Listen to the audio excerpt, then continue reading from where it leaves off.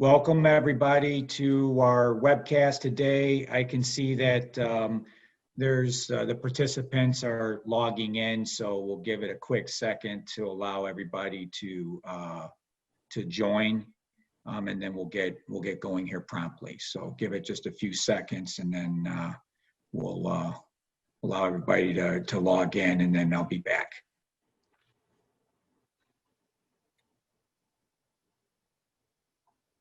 Maggie and I would just sit here and look anxious and ready to go.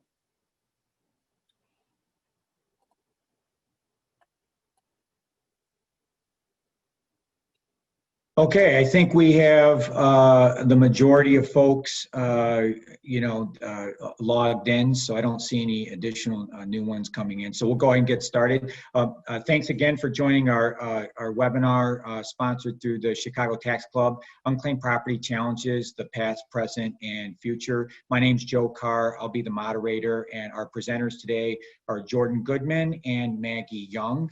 As I move to the next slide, let's talk a little bit about some housekeeping items. So in order to receive Illinois CPE and CLE credit, you have to answer all 3 polling questions, as well as fill out the survey that appears in your browser after the webinar ends. So it's important that you answer the 3 polling questions. If you have any technical issues, including missing a question, sometimes that happens from time to time, or you're unable to find or fill out the survey at the end, please contact Hillary at the email here at hmangiaforte@hmbllaw.com. And to assist you. We'll also ensure that everybody gets their CPE and CLE credits. It's important to note that for CLE, that is only for Illinois and Texas right now.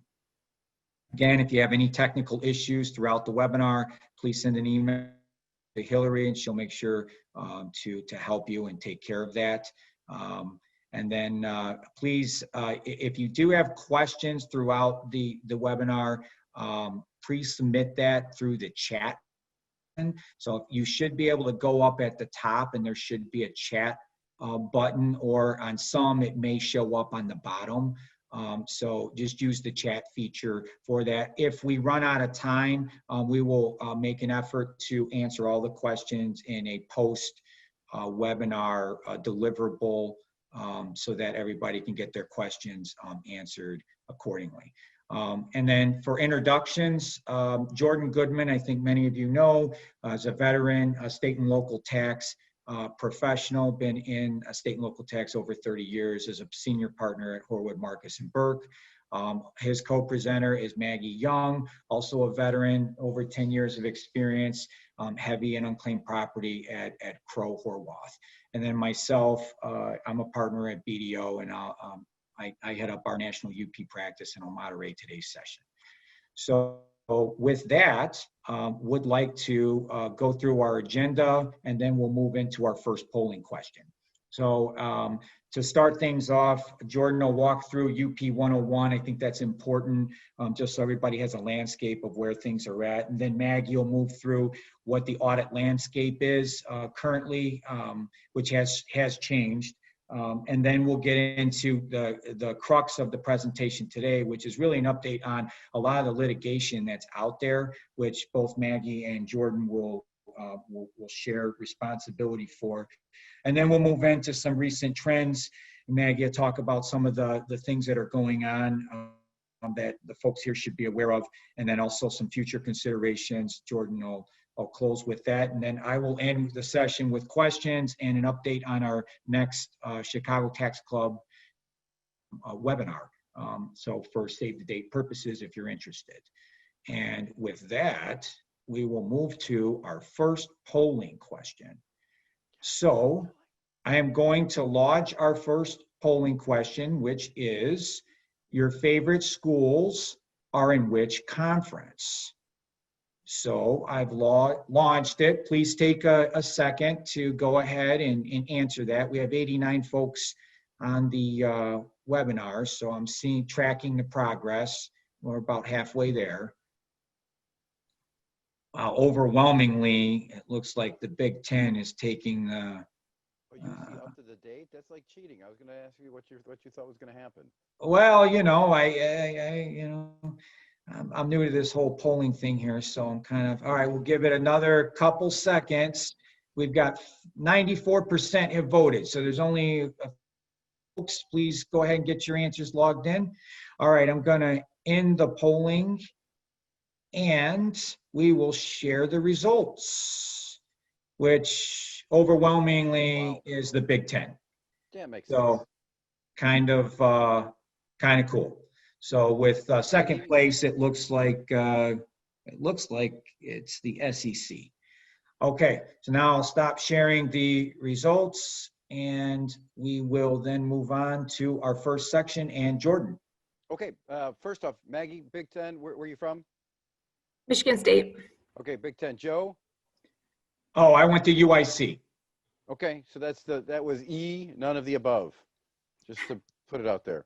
Anyway, thank you guys, and I really appreciate you guys tuning in to listen to Maggie, Joe, and I talk about unclaimed property. For those of you that are new to this area and have been asked to get involved in it, or just for whatever sadistic purpose you have, want to get involved in this, welcome. This is just going to be kind of an overview, because we could spend a couple hours kind of going through all the basics of unclaimed property, but essentially this is an obligation like no others. As Maggie's going to talk about some of the issues in audit, this is just different than anything else. It's often assigned or given or bestowed upon the tax department, but it is much far reaching than that. It affects both credit, payroll, payables, customer relations, a whole bunch of different areas. It is probably the oldest methodology of giving the reigning governmental unit all of the money.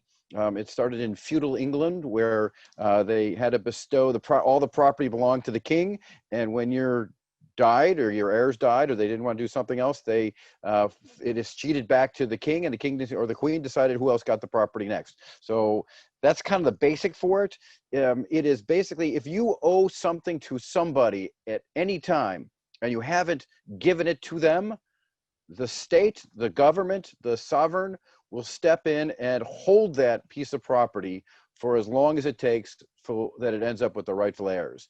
In America, in the United States, it's kind of been gotten away from land and tangible properties more into intangibles, but there are definitely tangible personal property, things in lock boxes, for example, lots of jewelry, stock, things of that nature that do get caught up in lock boxes that fall prey to unclaimed property as well.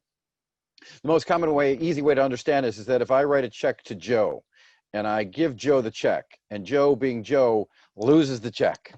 Okay, so what we normally did, for those of you, a check was a piece of paper that you wrote it to an amount, and then you did it in script, and then you signed it and you gave it to somebody, and when they deposited it, that money would be transferred from one account to another. It was pre-PayPal, pre-Zelle, pre-Chase Pay, pre-Venmo. This is how you actually used to pay bills. And I slowly weaning myself. But if you write someone a check, you would have a check register and you'd mark it down. Joe Carr, $150. If Joe lost that, after a period of time, what I would do is I'd write it back in and it'd be my money. It's Joe's problem. I gave him the check. My obligation's completed. That's not the way it works in unclaimed property. Until that debt is officially paid off, I still owe it. And the fact that Joe lost it, that's my problem, not Joe's problem. And at the end of a certain period of time, somewhere between now 6 months and 5 years, the state would come knocking and say, do you have any uncashed checks that have just not made it back and been put against your checking account? And I go, oh, there's this one for Joe Carr. I wrote it back into income. I wrote it back into my money. And they go, no. We'll hold it for Joe Carr for as long as we can. We'll hold on to that money, and we'll even advertise that we have money, perhaps for Joe Carr. Joe, contact us. We got a check for you. That's how it works. The simplest expression is that it had to do with checks and payroll checks, but now we've got automatic pays, and those numbers are quantifiable. In the more difficult area, which is kind of the fun area, developing area, it has to do with credits for businesses. People, when they overpay on a balance, or they earn a discount because they have a quantity discount and they have unused credits. you owe them that, and that's also unclaimed property, and it's cheatable to the state after a period of time. All states have it, some form of it. There are some exceptions. One of the things that, when I'm trying to distinguish between tax and here, there is no known statute of limitations. There have been recently, and we'll get into it, some limitations on how far back a state can audit, but arguably, except for maybe adoption of one of the uniform rules, it goes back to creation of your company or of the obligation. It goes way back. And so, again, very different than tax, as if you never filed a return, there is no statute of limitations. Probably one of the most contested arguments here is this jurisdictional, who owns it. There was a case in 1965 called Texas v. New Jersey, which said that one of two places gets it. It's either at the last known address based upon your business records, which is controversial now as well, or it is if you don't know where the person is, your books and records don't have a location for who you owe the money to, it goes to commercial domicile, usually states of incorporation. And the reason why that's important is this is a huge moneymaker for Delaware because of all the businesses that are incorporated in Delaware. So if you have an obligation and you don't know where the owner is located, it goes back to Delaware. And the thing that makes this, ratchets this up on steroids, is if you don't have books and records, let's say going back beyond 7 years, and Delaware comes out and do an audit for 15 years, you don't have books and records. It used to be a good thing, kind of. They'll guess as to what your records would look like back 8 years. And since you don't have a known address, it all goes to state of incorporation. That's how Delaware gets so much money. It's a huge percentage of their annual budget because they make up numbers based upon a lack of book and record or not good books and records. And they say, no known address, it goes to state of incorporation, Delaware, we get the money.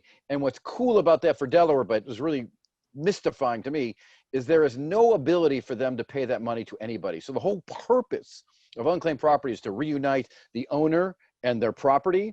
When Delaware does this estimation and they go back and create liabilities and has no unknown address, no person that you owe it to, there is no ability to reunite the owner and the property, and they just keep the money. And that, to me, defeats the whole purpose. All of us are fighting advocates trying to say that's a ridiculous system. We're working our way through it, and you'll see how some of the cases are progressing. So Maggie, you want to go to landscape? Yep. Yeah, so similar to Jordan, I'll give you an overview of the current audit landscape. And, we have on here that there's a unique scope and it's unlike a tax audit, which is kind of an understatement. You really have to live through one of these to fully understand the expansive size and scope of the audits. So for example, you might have multiple states participating, dozens of states. It's not uncommon to have 20, 30 states participating. 15-year look back is the standard in Delaware. The scope could be every single entity on your org chart. The departments involved could encompass accounts payable, accounts receivable, the treasury, tax, legal, payroll. The audits are typically not conducted by state personnel, rather third-party unclaimed property auditors who work at a specific firm that focus just in unclaimed property auditing. The document requests are voluminous. Again, an understatement. I'll give you an example. I'm working on a current audit, and we just received document request 3, which relates to disbursements, and the auditors are looking for 8 different kinds of documents, so bank statements and void lists and cancel lists and so on. So 8 different kinds of documents for 15 bank accounts for every quarter going back 26 years. So we added it up and it's 12,480 documents, and that's just DR3. So with that said, the audits often take years to complete. We're going to run through a few of these cases right now where the audits did spend, the companies did spend 10 years, close to a decade in audit before they went to court. Again, there's few guidelines and manuals that the states have promulgated that the auditors need to follow, unlike tax audits. And then estimation, Jordan really talked about this portion of it, but this is a major factor of these audits. It's a game of record retention. If an audit goes back 15 years, I don't think I've ever seen a company with a record retention dating back that far. And this is where Delaware gets its windfall. They look to property in every state, to an owner in every state to come up with an estimate for years you don't have records. for what's just due Delaware. So to summarize, there's a recent court case, Temple Inland, and they called this methodology of Delaware's a game of gotcha that shocks the conscience. So I skipped the bullet on subpoena power, but I think we'll cover that really well in the next case through AT&T. So I'll hand it back to Jordan. Just one more thing I wanted to touch on, the third-party orders. I want to just delve into that because it's an important aspect as to why this is so contentious, and then we'll just jump into the cases. Like I said, third-party auditors, private companies, there has been there's a good sign, bad sign in the economy. There's lots of these now. There used to be Kelmar and a couple others, but now it's such a moneymaker, they do it. The way they get compensated is interesting and controversial right now, and I think it's important to note because historically they get paid as a percentage of the amounts that they realize for the state. So their incentive was to go after everybody, generate lots of money as quickly as possible, and to get a piece of it. So they're overly aggressive. They look for ripe candidates, and they get rid of. There used to be a screening process. This was good. They get rid of stuff that they didn't think they could make money of, even if there's unclaimed property located there. There's been a pushback because obviously, if you're incentivized as a percentage of recovery, you're going to be very aggressive. You're not going to be open. You're going to take perhaps unreasonable positions to enlarge the amount that you're ultimately going to pay to the states. There's been a push. There's been a change. It goes to hourly. Good news is that they're not incentivized by how much they capture. Bad news is that now they can go after everything because they get paid as they stretch out the audit and dig under every single rock, which is a cost to a business because they get paid by the hour. Yep. It's kind of a weird situation, unlike anything else you see when you see a business being investigated by a third party or by a state. There is no really good answer there, but it does give rise and kind of lays the groundwork for why we're going to have these cases challenging that authority and why everybody's so angry with the process. All right, this first case, AT&T Capital, obviously AT&T, yes, it's that AT&T, very large company, billions and billions of dollars of revenue. It's been around since Graham Bell, long time payer. Just to give you some ideas of what's happened and how contentious this is to get and how ridiculous, looking from the outside, not involved in a litigation, what goes on here. First off, I have to mention that AT&T has been filing unclaimed property since 1993 and has paid about $400 million over to the states. Property that used to be in their checking account or such and gave it to the states. So they're not shirking their responsibilities. They had been filing in Delaware, and that's important, since 1999. So again, didn't shirk their responsibilities, been filing in Delaware for 20-something years. At this time it was 13 years because as Delaware initiated this audit in 2012. As Maggie mentioned, it just wasn't a Delaware audit. They also had Florida. This is very typical. Florida, Illinois, Massachusetts, Michigan, New Hampshire, North Carolina, Rhode Island, and Tennessee were all part of it. But Delaware, like a lot of our Fortune 500 companies or larger companies, they incorporated in Delaware. So Delaware kind of takes the lead in all these things because not only do they get address property, and address property is ones that your books and records reflect where the people you owe the money to is, but all the estimation, the proceeds for where you don't have books and records. Interestingly, and this is going to be part of the case later on, is that Kelmar did a review of the AR credits for AT&T. Now, and that's an important area because as Joe and Maggie can attest, AR credits are some of the most hidden, most expensive areas in unclaimed property. That's where, again, as we mentioned, where you have a quantity discount and it doesn't get applied right away and it sits on the books for a year, 3 years, 5 years. That is an unclaimed property depending upon which state we're dealing with. Kelmar, on behalf of Delaware and these other states, did a review of the AR credits and found there was zero owed. So the biggest moneymaker that they were going to find in the typical audit showed zero owed. That wasn't good enough. They then said, okay, fine, we're going to leave your AR credits alone. They sent this request for documents, and this is what Maggie talked about. It was 60 million transactions, okay, going back 12 years, 23 years. It basically was $100 billion in spend that AT&T had paid somebody or owed to somebody they're looking at. Now think about the magnitude, $100 billion worth of transactions. This is after their AR is clean. to figure this out, they estimated, I don't know how they did it, but over close to 24 years to get all the documents, books, and records. So on its face, it seems unreasonable. They looked at 34 different entities under the AT&T structure. They looked at 27 accounts under each of those 34 entities. And it went back to 1992 to 2017. Think about the enormity of this request. It's just crazy how much they asked for. AT&T, it didn't like they just blew them off. So AT&T said, okay, that's ridiculous. I'll tell you what, why don't we get this under control? We can agree to move forward. AT&T came back to them, and I wrote this down. I have to read it. Sorry, I'm age, sign of age. They offered 22 of the accounts, and they wanted a void within 30 days to make sure that the accounts were all up to date on the disbursements. They offered 10.5 million checks and a spend of about $30 billion, okay? So the number of checks was about a sixth. The spend was about a third. Again, enormous proportion. And if they found something else, they would have dealt with it. Kelmar said, nope, not good enough, not good enough. And what AT&T had done, and there's an advantage to doing this, to their credit, Delaware offered this expedited audit program, okay? And there's some advantages to the expedited audit program. You get it done quicker. The voids are 90 days instead of 30 days. No interest and penalty automatically. And what they had done, that's the VDA. They had done a quickie audit, which is supposed to be 2 years. Now, in the context of this quickie audit, they asked for all these books and records, and AT&T said, well, we can't do this, we'll do that.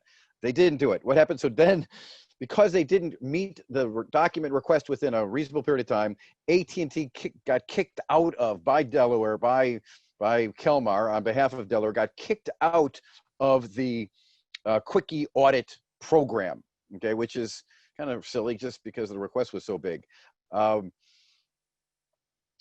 Then Delaware said, okay, you didn't give us the books and records under the quickie audit thing. We're going to request this under our formal documentation, issue a subpoena, a real subpoena to be enforced by the courts to get all the books and records we wanted. Well, 18 said, well, that's ridiculous. They filed a complaint in federal court saying this is unconstitutional. The audit is unconstitutional. The request is unconstitutional. You guys are violating a bunch of different of our rights, common law, federal law, all these different things. That was in October 2019. In December 2019, they filed a complaint in federal court. And I wrote down they infamously selected AT&T was the first count for audit, because based upon a review of the AR credits, which is normally a big moneymaker, there was nothing. They still pursued them. So they said they picked them improperly. That they argued that Kelmar was a self-interested party, that the fact that they get paid a contingency, which was at the beginning of this audit, put them in an improper position. There's a violation of Fourth Amendment. Everybody know what the Fourth Amendment is? Raise your hand. Fourth Amendment, unreasonable search and seizure. Okay, unreasonable search and seizure, because they're asking for everything. They're up. Okay, can I say this, Joe? Up their butt, looking for anything they possibly can find, right? Any books and records, 60 billion transactions, 60 million transactions trying to get it.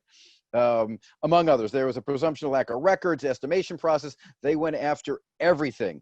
And the reason why this is important is that Delaware filed a motion to dismiss in federal court saying, ignore those guys. This is our job. The state can do this. We're just stepping into the footsteps of the state. This is unreasonable, blah, blah, blah. And then Delaware also filed what's called a retaliatory suit in Chancery Court in Delaware, trying to enforce their subpoena, saying basically it's almost like a Wizard of Oz moment. Ignore that man behind the curtain in federal court. They've got no grounds for all their complaints. It's a bunch of hoo-ha. A bunch of lawyers got paid a lot of money to write this 60-page complaint. Let's go to state court where we can say, hey, here's what we want. It's not unreasonable. Is that a double negative? It's not unreasonable. Yes, so that means it's reasonable. Make them enforce our subpoena. AT&T went back to Chancery Court, said this is a bunch of crap. They're asking for this craziness. We tried to be reasonable. They didn't. They took this unreasonable steps and unreasonable processes. And they ultimately, in July, recent vintage, July of 2020, convinced the Delaware court that the subpoena that Delaware, Kelmar had issued for the 60 million transactions, $100 billion in spend, was unreasonable. The court did not say that subpoenas are unreasonable. What the court ultimately held, subpoenas are reasonable. You've got to tell me, Kelmar, Delaware, what the purpose is of all this request is, and if it makes sense and reasonable, we'll grant the subpoena. But what you've asked for now makes no sense to us. It's way too broad, way too unfocused. You're asking for all the books and records. We're going to quash it, meaning you got to go back to the drawing board and make it specific. And that's where it's sitting right now. Just put this in scope. This is one of the methods that taxpayers have to fight back on it. If you've been in an unclaimed property audit, you know what I'm talking about. If you haven't, you'll experience when you go through it. These audits are painful. The books and records they ask for, the documentation, and the number of people that you have to harass in your own business to get the books and records is unreasonable. And this is a large company, on behalf of all of us, pushing back on Delaware, pushing back on Kelmar in this instance, saying, hey, let's figure this out. You can't ask for everything and expect us to produce right away. And Jordan, I think too, and I believe they filed, Delaware filed for appeal in Delaware Supreme Court on the quashing. on this, yeah, on this issue. It was just recent, very recent. So I don't Thank know. you, Joe. And it makes sense to me because this is their major power. To the extent the taxpayers say, take a hike, this is unreasonable. The way that Delaware does get information is via subpoena. That's the way that they do it. It's a court enforced order that you have to produce records. Okay. And it'll get to the point where you either have the records, or you don't have the records. If you don't have the records, you have to sign a statement saying, I don't have those records, and then you can't produce them at a later date. So it's a really important line that they're drawing here of what they asked for. To the extent that subpoenas get limited and you say, I don't, you know, I will only produce this amount, that's fine. All the other books and records can be brought up at a later date in defense of whatever they find, whatever estimation they come up with. The extent that they have a broad power, you know, they're going to ask for everything. You say you don't have it, and then you're going to be precluded from using it to defend yourself later on in remediation time. Yeah, so I think it'll be interesting. I mean, for the audience here, I mean, this is all very recent, but Delaware did appeal that to the Delaware Supreme Court, and you know, who knows? I mean, it's in their own state, so my gut would tell me they'll probably reverse the decision on some other basis or some grounds, well, right, or what have you. Yeah, I mean, we're in state court versus federal court, so there is a vested interest regardless of how neutral the courts are. I remain hopeful just because of the magnitude of the request. Even though this is a large company, it is outrageous. And as Maggie put out earlier, it shocks the consciousness that they would want AT&T to basically hire another 1,000 people for the next, 15 years to produce this information. That would be reasonable. Okay, so one last question I would have of you and Maggie on this. Does this, we're talking about the subpoena issue and what have you, does this in any way dismiss any of the claims that AT&T had filed in federal court? No, they're independent, right? They're independent things, and it's interesting too. So not everybody gets to go to federal court. You can't go to federal court. There's something called the Tax Injunction Act that pushes all tax cases to state court. There's some minor little areas that you might be able to get in court and refunds and specific nuances and stuff. Most everything gets done in state court, which is good or bad or indifferent, but everybody wants to push to federal court to stop a state from violating the Constitution on something that's other than a tax. And that's the one advantage of this not being a tax is the Tax Injunction Act really doesn't step into play. So the federal action is still out there. The federal courts have been kind of taking a wait and see, depending upon what the state courts do before they've acted. And this is kind of in the same stream, and we're making a big deal of it because this is what is going on right now, is challenging Delaware's ability to do these audits, how far back they can go, and now what books and records they can look at. These three cases are really together. They were all filed within, I think, a day or two of each other, December 12th of 19, December 13th of 19. Oh, and it looks like Fruit of the Loom was January 23rd, 20, but they're all kind of filed at the same time. They all are very similar to AT&T in that they're challenging their ability to conduct these third-party audits, raising some of the same issues. One of these, I forgot which one, they tried to get into the it's Siemens. We'll get to Siemens just a little bit because that's kind of a weird thing. They try to do a VDA, but they didn't get it in, but then they did a hybrid, but they had to pay a deposit. But what these actually look at is kind of the VDA process as well. The advantage of the VDA processes of trying to get in there and These were all, again, same kind of arguments. Third-party auditor, there's Kelmar, there's IAG in Fruit of the Loom. Kelmar is in Eaton and in Siemens. Siemens, how do you pronounce that? Siemens. That IE kind of messes me up a little bit. These were all in, there's just kind of some detail here. If your audit had began prior to July 22nd, 2015, so Delaware had started an audit prior to July 22nd, you were able to elect into conversion into a VDA. And we, as advisors, almost entirely recommended that people do that because the VDA process is a much simpler process. It's self-induced, you do it yourself. The periods are the same, but the void checks are as a 90-day void. If it's voided within 90 days, it's just accepted versus 30 days in an audit. There's no interest in the VDA. There's interest potentially in penalties in the audit. So there's a lot of incentives associated with the VDAs. These and the expedited audit program, again, is kind of a modulation of the regular audit. We're going to get it done in 2 years, which I always smile, and I think everybody smiles. The 2-year mark is like, you know, the 100-meter dash in under 9 seconds. It's just almost impossible. You might get it or not. But because of the contentiousness that went on in these cases, and because they were under the expedited audit program, Delaware terminated participation in all these because they didn't think that the taxpayer was being free and easy with all the documents that were requested. These things lasted well beyond 2 years. The complaints kind of uniformly say that they were removed from the expedited program, not because of their own volition, but because of Delaware's unreasonableness of all the information that they asked for, the depth and breadth of all the documents. They argued that it conflicts with federal law. It's an illegal search and seizure. Contingent fee auditors is a due process because they have a vested interest in the outcome. All the same things that were raised in Temple Inland and AT&T, these same arguments are going back. And then to me, one of the more fascinating ones is Delaware's 15-year look back. For those of you who are involved in taxes, whether it's state and local tax, this is the norm. This is the good part. This is after Temple Inland. It's limited to 15-year look back. 15 years. I mean, in tax, we're talking about 3, 6 if you're really a bad person, right? You have some kind of something that's not fraud, but if it's negligence, it's okay. The standard audit is 15 years. You know, many of you out there probably haven't been working for 15 years, or certainly not doing unclaimed property for 15 years, getting books and records that were 15 years ago from whenever the audit started. So now you're talking 20 years ago because you're in the 5th year of the audit is ridiculous. And, you know, technology changes. So that whole idea has been challenged. Just want to mention real quickly, and I'm sorry, Maggie, I'm going to go talk really fast. The Siemens case here is a little bit more interesting. They missed the VDA, they missed the cutoff, they missed the reasonable explanation.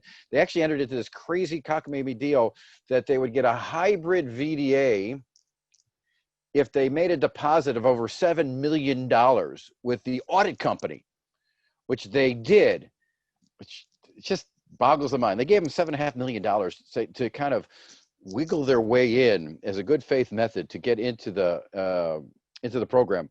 They didn't find anything, and they're suing one of their accounts and playing for Siemens is to get back $5.6 million of their deposit back.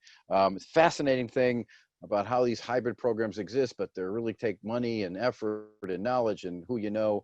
But needless to say, this is a little bit different on the ripeness question. The challenge, the key takeaway here, the challenge to the subpoena here was the same kind of thing. You can't issue a subpoena, you're not entitled to it. What the courts have indicated, which is a little bit disturbing, is that they say you can't really challenge them until you actually produce some of the information because it's not a ripe challenge yet. You can't challenge some of the audit things because it's not ripe yet. Wait till they give you a number before you could challenge as to whether it's fair or not.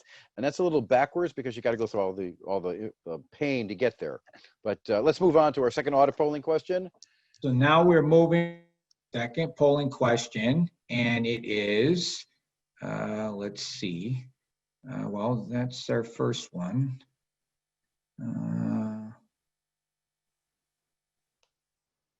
There you go. That's the same question that we had before. So I guess you can go ahead and answer it. I don't have any other options to So Hillary, if you're listening to this, might want to look into the polling questions. Number 2 polling question didn't come up. Which was our second polling question, Maggie? It was another sports related one, I think. Was it how long the NFL was going to last? I think it was what everybody is drinking right now. Oh, okay. That's probably why it was hidden. All right, so we have 74 of 98 that's voted. Give you a couple seconds more because we want to make sure everybody gets their CPE and CLE. Pull the scroll down in the polling section. It's lightish blue color. I guess it's you, Joe. So, all right, now we will end our polling and we will share the results. And interestingly enough, it's the same as hey. Okay, hey, everybody understand the polling questions. We did research on this. They don't have to relate it to the topic. They just have to show that you're awake. Well, mostly awake enough to answer a polling question. Yeah. So we've tried to interject some different questions, so it doesn't matter if it's the same question or not. Okay, so now we will.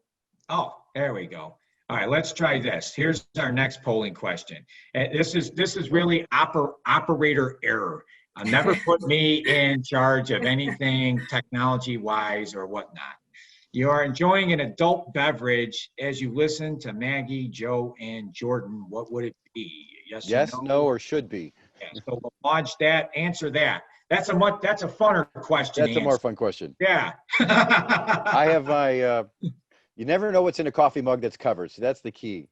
Yeah. So that first redo of the first question, just to make sure you guys were paying attention. That really wasn't my operator error. I just wanted to make sure you guys were, yeah. All right. So 84 out of 97, 86% voted, and we will 90. Okay, more people answered. All right, we got 7. Well, we got 6. Come on now. Can I get 93? 93. Okay, we're good. 94% voted. We end the poll, and there you are. Most of you want to drink. You wish you were, but you're not. You're being good corporate citizens. Good for you. It's 5 o'clock somewhere. Yeah. So those are the results. All right. I will click out of this and we will move into our next case, which is an interesting one in raw data. All right, I think so. It's official. According to our polling, unclaimed property drives people to drink. There it is. So this next case is a recent whistleblower case in New York. It was a false claims action filed against JPMorgan Chase, where Chase had, they alleged Chase filed property late, did not self-assess interest on the late filed property. And they also pointed out some of the escheated property had an interesting last contact date that maybe wasn't plausible if the owners were deceased. So somebody really looking into these filings. Chase argued that self-assessing interest is a flexible option subject to interpretation or at the discretion of the state comptroller. And they even were able to prove that on a recent audit, New York State didn't even assess interest. And the trial court disagreed. Reading the New York state law, it clearly states any person who fails to pay or deliver property to the state shall pay interest for the period of the delay. So this case is on appeal, but it's interesting because this decision really does not reflect typical policy in New York or other states. They don't require you to self-assess interest. And there could be a lot of consequences both for states and for holders. State Department of Revenue even had some concerns with this decision because it undermines their authority to negotiate penalty and interest for a holder to come forward in good faith and comply and get abatement of penalty and interest. It also undermines their ability just to negotiate. Interest is a negotiation tactic. And imagine if holders always are self-assessing interest with the report, and you'd imagine half the time they might calculate it wrong. Then the state's having the administrative burden of issuing refunds or truing up that amount. So again, this one was pretty surprising, and I think if it does hold up, we might see New York want to amend their laws to be more in line with the actual policy. And Yeah, it's so I interesting think here. the Go ahead, one Joe. quick point on this is that this is an important case because it is embedded in compliance.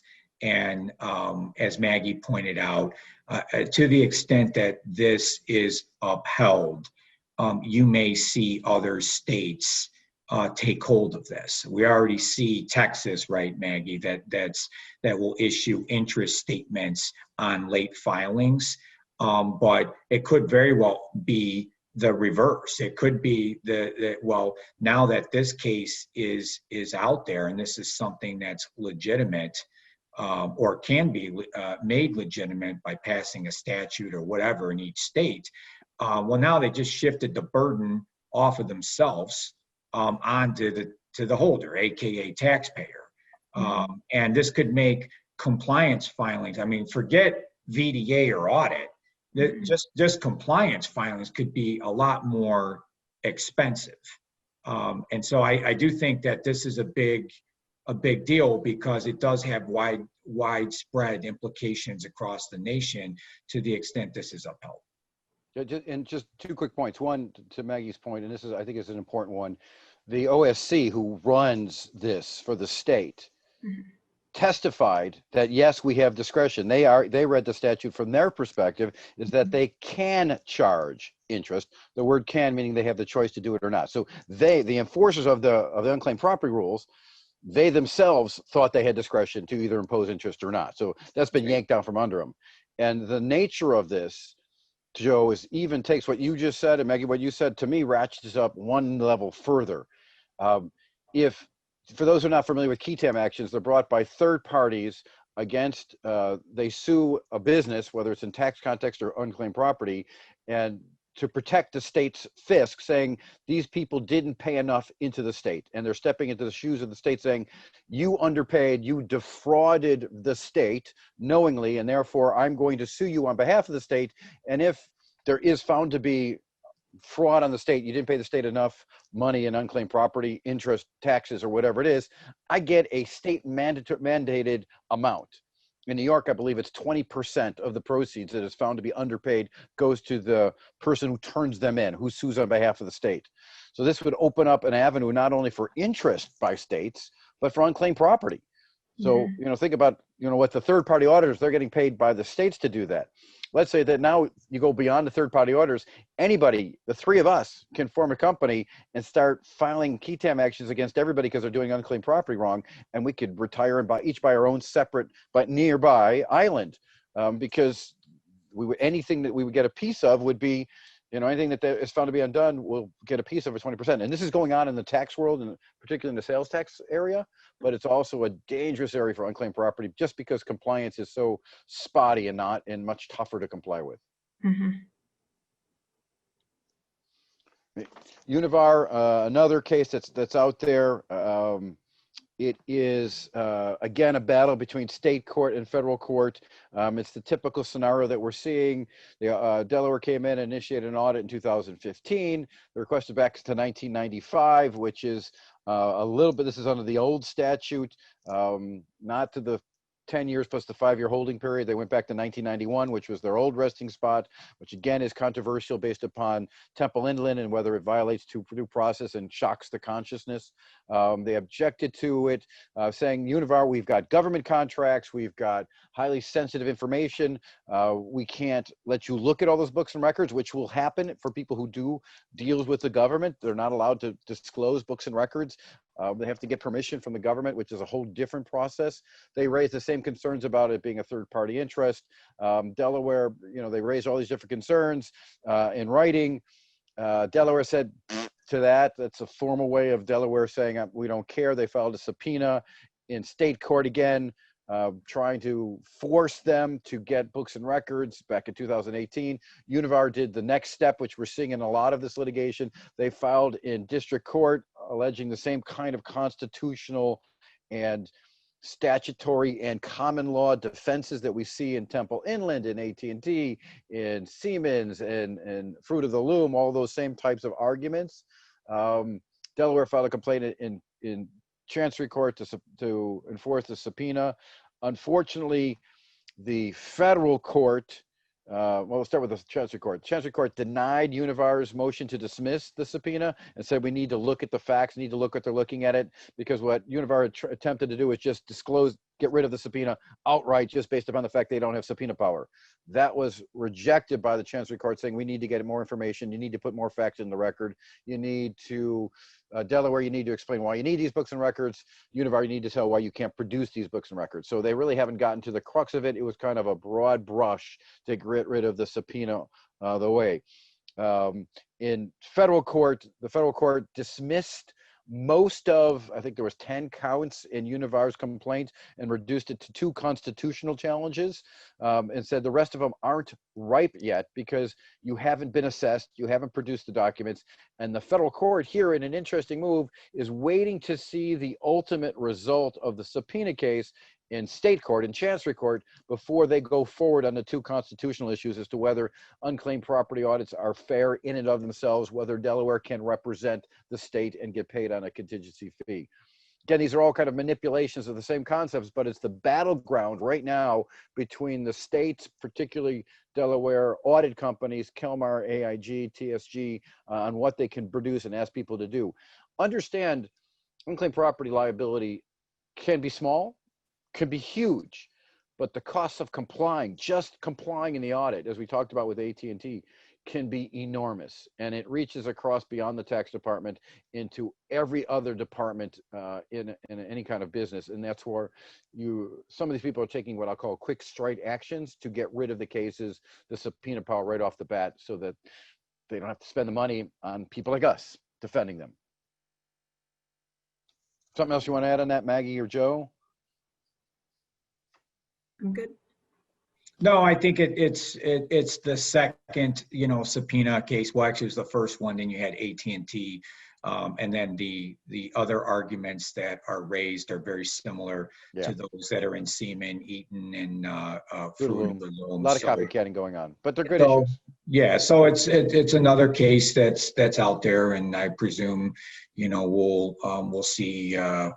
we'll see some movement on that at some point. Don't know when. It may take years, but we'll see something that bigger. Okay, well, moving on to Yi. Maggie? Yep, and especially with COVID, I think a lot of these cases are going to be held up for a bit longer, unfortunately. So this next case is regarding Club Corp Holdings. They owned and operated private golf courses, and members paid an initiation fee to join the clubs, which under the agreements unconditionally or refunded the members after 30 years. So Texas, California, and 20 plus other states initiated an audit in 2008, claiming that these membership deposits are unclaimed property and reportable after 33 years, that 30-year period plus a 3-year dormancy. Club Corp brought up a few different arguments that the members were known, so it's not abandoned property. At one point, they alleged the deposits were for forgivable loans. I think limited information was provided to Texas and California because of these arguments. So Texas, with limited information, estimated $53 million was due with the audit, and California another $10 million.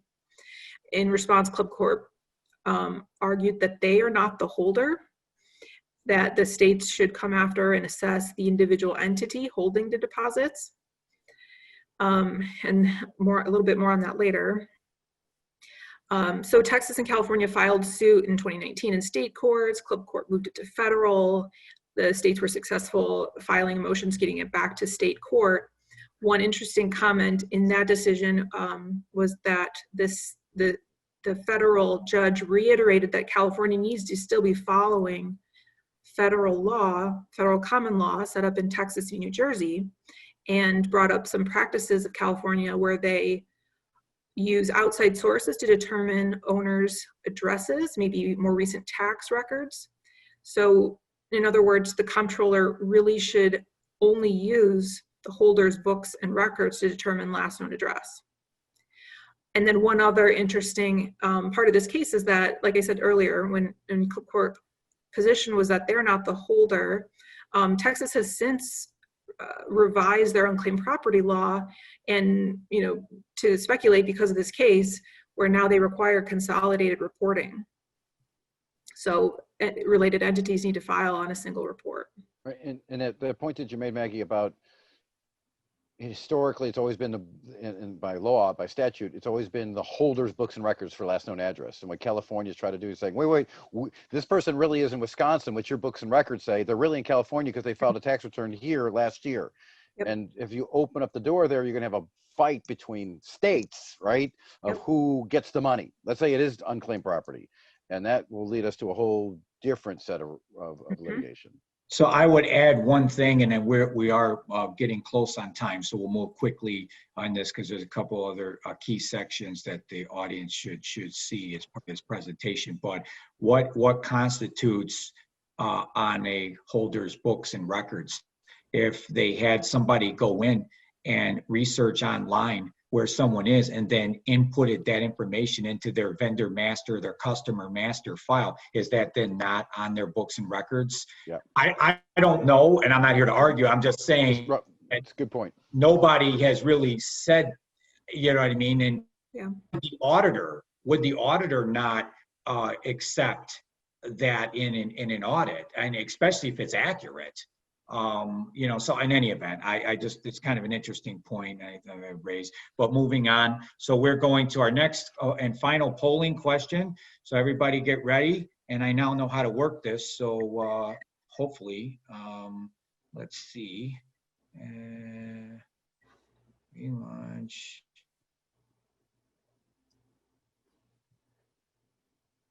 Okay.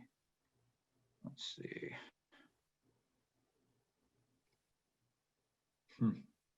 It won't, every time I bring it up, it won't give me an option. All right, we'll go ahead and answer the question, and we'll, this is the same one that we did last time. It's frustrating.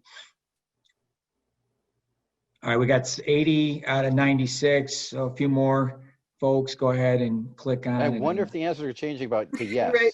Right? The more depressing news we have. Exactly. Oh, okay, everybody, fill in that, and here we'll share the results, and there you go. Okay, so there's that. Oh, then now we're going to do polling 3. It gives me the option. Has your company received a VDA invitation letter from Delaware in the past month? Yes, no, not sure. Go ahead and take a second to answer that.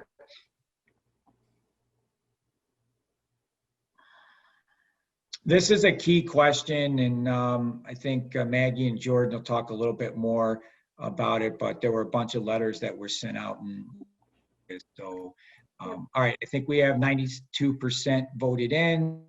So we'll end the polling, and we will share votes. And it looks like we've got about 10% that have received a letter, about 81% not, and then there's some stragglers that don't necessarily know. So, all right, well, we'll get into that topic here in just a second. And let me get out of this, and we will move forward into recent trends. Yep. So like Joe said, that's a good segue here. Delaware has been sending VDA invitation notices. They sent 100 in February of this year and another 200 in August of 2020. So definitely check the mail. Delaware has been active on this front, and this notice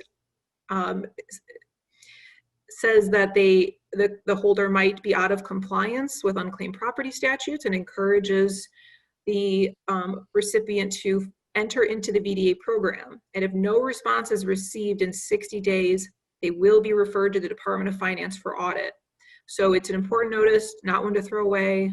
Definitely, get a game plan together of how you respond to that, especially for the 9 folks who have received one, if you haven't already. Also, Washington, Indiana, Pennsylvania, DC have been sending self-audit notices. These are a little less egregious than Delaware's. Really, it's about a 5-page document asking the holder to look at their books and records, make sure they're in compliance, remit any past due property. And so while they are a little less egregious, they are still being reviewed, and this is being facilitated by third-party auditors. So not something to disregard either. I'll just run through a few of these quickly because I think we want to focus on the next slide. More states have been passing a version of RUPA, the Revised Uniform Unclaimed Property Act, which is a model act from 2016. But however, as states pass it and tweak it in part or in whole, that just leads to more nonconformity. And there's been some changes to IRA reporting this year. So if you do hold IRAs, keep these changes in mind that will affect your RMD age and IRS withholding on IRAs.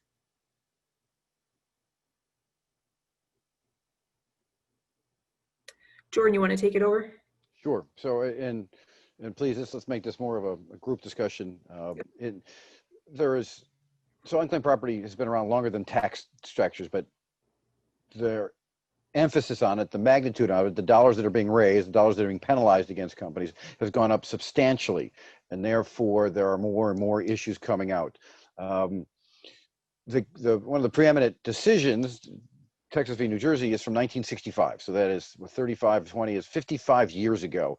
It set up the kind of binary test. Either you have a last known address, which is controversial now, to Joe's point and Maggie's point. We don't know where that is and who gets to supply it. But if you don't have that, it goes to state of incorporation, just because it's one of two places, arguably. There are states that are making noise about it, saying it's silly, that if you show a 10% error rate, and we're not going to get into it for Illinois, all the time that you have books and records, why wouldn't we be able to go back and say, based upon receivables, whatever we looked at, as a percentage of sales, receivable, it's 10%, go back and estimate for years that are in Illinois.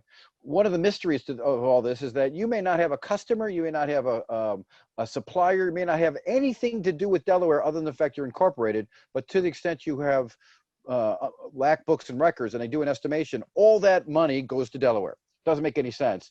So some states like Illinois, when their new RUPA version is saying, well, if you don't have, so one of the cute ways of addressing it, I wouldn't say preferred, was if you don't have books and records under the old methodology and you just had address property, you just paid it for the years that you had address property and you would not have to pay an estimation back. There would be a benefit for non-incorporation states. There is no benefit. If you're not incorporated in Illinois, you don't have books and records, they come out and do an audit, all you do is look for address property, they have books and records. No, I came up with a new methodology. If the extent you don't have books and records, they estimated for those years, didn't call it unclaimed property and called it a penalty. But as we all know, Shakespeare, I think, said a rose by any other name is still a rose. You're still paying it, call it a penalty, call it unclaimed property. It feels the same, it's the same amount. It is unclaimed property. That to me is going to have some legs where states are going back and saying, wait a second, we're tired of giving everything to Delaware. We know that you've been here. You have a lot of clients here, a lot of suppliers here. We're going to do our own estimation process. They're going to challenge Texas v. New Jersey for the right to do estimations based upon historical information and current books and records. I see that coming as a future thing. Look back periods has been in the news from Temple Inland going back to 1991, going back to 1986. Now it's roughly 10 years plus the holding period of 15 years. Is that still a due process violation? Is that unreasonable for you to keep track of your books and records for 15 years ago? Based upon the multiple by which technology changes, that's like 3 systems ago, okay? Do you have to maintain that type of information to produce books and records? Is it fair? And think about it, particularly in this next thing in a B2B, we got 2 businesses. Let's say you got AT&T and Temple Inland fighting each other over a bill. Shouldn't they be allowed to resolve that based upon the size and magnitude and relationship and sophistication? Why does a state get involved in that kind of transaction? To me, that's the thing that we have to push the hardest on to get back. The reason why it's getting eliminated has nothing to do with the fairness and the ability of businesses to deal with each other. It has to do with money and the ability for states to make money by eliminating B2B. It has nothing to do with the concept of feudal property, of unclaimed property, of escheating property back to the sovereign. It has to do with states needing money, and that shouldn't be on the backs of businesses doing business with each other. This is not protecting the consumer. This is not protecting the individual. This is taking money from businesses because they haven't resolved things yet. It's ridiculous. This last one, VDA guidelines. If you get a notice, contact Maggie, contact Joe, contact somebody. Don't ignore it. This is not to be made into a paper airplane and flown away. The ramifications of ignoring these things are huge. How many VDAs have we done, Joe and Maggie? Dozens. They're not perfect, but they're smoother. How many audits have we done? Hundreds. They all, what's the right word? I was going to use an S word. I'll use a different one. They stink. They're ridiculous. You pay us way too much money. You tie up resources in your businesses. It's ridiculous to go through these audits. It's painful to go through these audits. If you get the opportunity to do a self-audit, an expedited audit, a VDA, take advantage of it. The first step is recognizing that you get the opportunity to do it. These letters, these audit guidelines, you've got to comply with. It's so important. And I know in a COVID environment, people aren't manning the mail. You're allowed to say manning the mail anymore? Getting the mail. They're not getting the mail. Get the mail. This is important. I think these are all great future considerations. I think, you know, it is interesting how the landscape is changing. More current now, and maybe just as high-level takeaways. There's litigation that's out there. Maggie and Jordan really went through that in some good detail. I would look forward to, over the next year, 2 years, 3 years, we'll probably see some resolution to some of them that will have an impact on the landscape of unclaimed property. In the interim, there are these VDA letters that are out there. If you are one of the top, 9 or 10% that answered, you got one, you should really and talk with your advisor or what have you. If you have questions, you can reach out to us, of course, as well. But that is something that you got 60 days to respond to. More often than not, it's better to file in and work it out, even if you don't have a huge exposure, than to let it drag, because you will get an audit notice. They're automatic. And then, on the COVID response, yeah, things have been delayed. So, you should expect that. Accordingly, though, I mean, they did have an extension on the first set of letters, and that's now passed. And now we understand they're not giving extensions on the new letters that were sent. So just keep that in mind. So as we move and try to close this out, and want to be cognizant of everybody's time because we're 1 minute over, I hope that you all enjoyed the presentation that Jordan and Maggie put on today. Of course, if you have other questions, feel free to reach out to them, or you can reach out to me as well. I hope that you may be able to join us for our next webinar, which is through Chicago Tax Club, and that's going to be on October 20th. 30th. The chair of our indirect tax committee, I'm the co-chair, David Hughes, will present along with some other great speakers, including Ted Botts and Keith Statz. And Drew, this one I always like. It's one of my favorite every year because they really do cover some really unique cases in the indirect space that are kind of weird, similar to some of the cases that we went over today. So I hope that you guys can join us there. And with that, we will close out. I kindly remind you, please fill out the survey that comes post-webinar so that you can get your CPE and CLE credits. And with that, I'd like to thank our presenters again and all of you for joining. Have a great rest of the week, and we look forward to you attending future CTC events. Thank you. Thanks, guys. Thanks, guys.